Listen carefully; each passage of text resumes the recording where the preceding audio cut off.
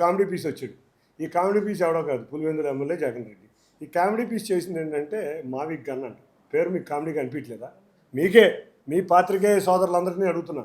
ఒక comedy piece వచ్చి రాష్ట్రాన్ని చక్కగా ఒక రోజు 2 రోజులు నవ్వించాడు.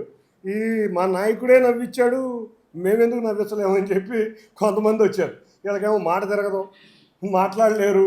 వీళ్ళందరూ వచ్చి మళ్ళీ మావిక్ అన్నాడు. అసలు ఏంటి బాబు మీ బాధ? ఇవాళ విజయవాడ నగరం ఉంది, మేము వచ్చాం 2014 నుంచి 19 వరకు 34 రోడ్లు వేసాం. విజయవాడ నగరంలో డబల్ రోడ్లు వేసాం. స్టామ్ వాటర్ డ్రైనేజీకి 430 కోట్లు ఆ రోజు ఖర్చు పెడితే, తీసుకొస్తే 230 కోట్లు మేము ఖర్చు పెడితే 200 కోట్ల రూపాయలు మీ ప్రభుత్వంలో డైవర్ట్ అయింది. అంతేకాకుండా విజయవాడ నగరానికి అవసరమైన సదుపాయాలన్నీ కూటమి ప్రభుత్వం చేసింది.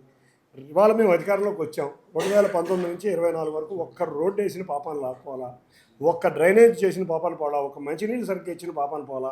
ఆ రోజు మున్సిపల్ కార్పొరేషన్ మీ అధికారంలోనే ఉంది, ఆ రోజు రాష్ట్ర ప్రభుత్వం నీ చేతిలోనే ఉంది. విజయవాడకు ఒక్క పని చేయలే.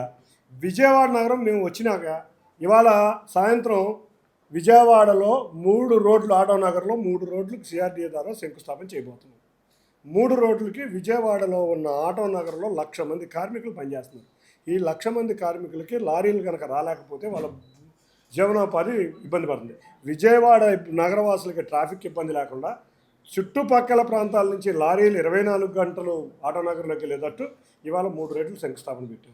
అంత ముందులో శక్తి కళ్యాణ మండపం రోడ్డు శంకుస్థాపన పెట్టి ఆటో నగర్లో ఉన్న 1,00,000 కార్మికులకి మేము చేసాం. రేపు మధ్యాహ్నం మా విజయవాడ మున్సిపల్ స్టేడియం, ఎన్నో సంవత్సరాల నుంచి ఉన్న విజయవాడ మున్సిపల్ స్టేడియం ప్రజల కోరిక ఏంటంటే మంచి స్టేడియం కావాలి అని.